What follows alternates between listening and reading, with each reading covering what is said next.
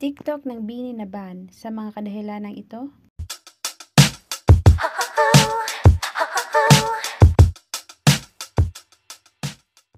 Today, Bini posted advisory regarding Bini's account being banned on TikTok. Account lang ni Bini Joanna ang hindi na ban. Advisory stated, "We have already reached out to TikTok to request their assistance in recovering the banned accounts. Additionally, we have been in constant communication with them regarding the verification of Bini's TikTok profile." Maraming speculation regarding the banned accounts, like about sa nangyari sa Musikalayaan, baka nagtampo o nagalit ang mga blooms. And those toxic people who hates Bini and who wants to sabotage Bini's account.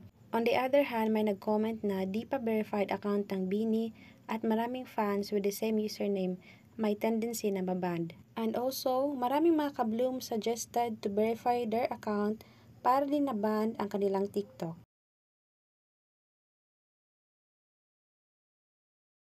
Marami din nagpaabot ng mga mensahe para sa Bini.